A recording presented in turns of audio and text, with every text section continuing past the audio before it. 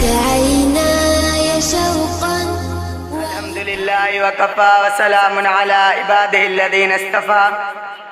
أما بعد فأعوذ بالله من الشيطان الرجيم.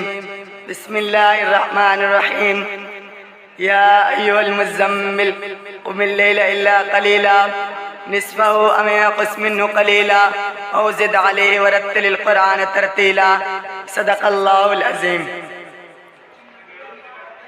سر سے لے کر پاؤں تک تنویر اے تنویر ہے. سر سے لے کر پاؤں تک تنویر اے تنویر ہے. جیسے منہ بولتا قرآن وہ تقریر ہے. جیسے منہ بولتا قرآن وہ تقریر ہے. سوچتی ہے دنیا دل میں مصطفیٰ کو دیکھ کر. سوچتی ہے دنیا دل میں مصطفیٰ کو دیکھ کر یہ مصور کیسا ہوگا جس کی یہ تصویر ہے. سامعین محترم، آج میری تقریر کا موضوع ہے میرے آقا کی راتیں. سامعین محترم، آپ مختلف سیاسی اور مذہبی تقریریں سنتے رہتے ہیں. پرسوس خطبہ بھی بہت ہیں، جوشیلے مقررین کی بھی کمی نہیں. کوئی ہنسانا جانتا ہے، کوئی رلانا جانتا ہے، کوئی تڑپانا جانتا ہے، کوئی بھڑکانا جانتا ہے، کوئی لڑانا جانتا ہے. مگر مجھے اس وقت بڑا افسوس ہوتا ہے جب میں دیکھتا ہوں کہ رات بھر خطیب نے حضور اکرم صلی اللہ علیہ وسلم کی سیرت بیان کی.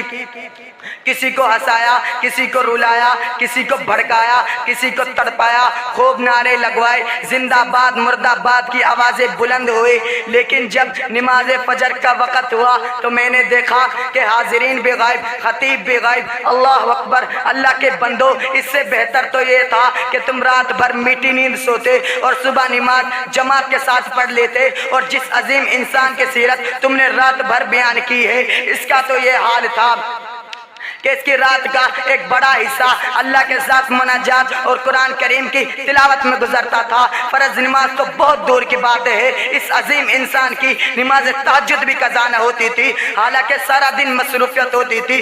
ادھر دیکھو تو مختلف علاقوں سے آنے والے وفود سے ملاقات ہو رہی ہے. ادھر دیکھو تو مفلس اور غریب مسلمانوں کے مسائل حل کیے جا رہے ہیں. ادھر دیکھو تو عائشہ اور افضہ جیسی بنات طاہرات کے حقوق پورے کیے جا رہے ہیں. ادھر دیکھو تو آنے والے سائلین کی ضروریات پوری کی جا رہی ہیں. ادھر دیکھو تو ظالم اور مظلوم کے درمیان عدل کے فیصلے کیے جا رہے ہیں. ادھر دیکھو تو پرسوس خطبے ارشاد فرمائے جا رہے ہیں. سنو، میرے آقا، آپ کے آقا، ساری انسانیت کے آقا ایسے بے تعلق نہ تھے کہ آپ صلی اللہ علیہ وسلم کو دھیان و دھیان اور اپنی ذات کے علاوہ کسی چیز کی فکر نہ ہو، بلکہ آپ کو عرب کے ذرے ذرے کی فکر تھے.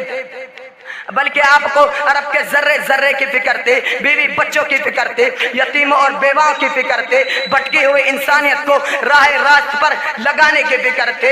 عرب کی فکر تھی، عجم کی فکر تھی، ہند کی فکر تھی، چین کی فکر تھی. اور فکر کیوں نہ ہوتی، آپ صلی اللہ علیہ وسلم کو سارے مکانوں، سارے جہانوں، سارے انسانوں کے لیے نبی بن کر بھیجا تھا.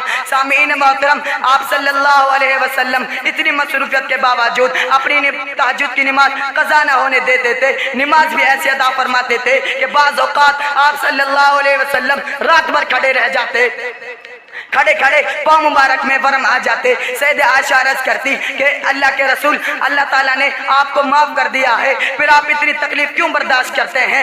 آپ صلی اللہ علیہ وسلم فرماتے، کیا میں اللہ کا شکر گزار بندہ نہ بنوں؟ سامعین محترم، میرے آقا کی راتوں کی نماز دیکھنے والی ہوتی تھی.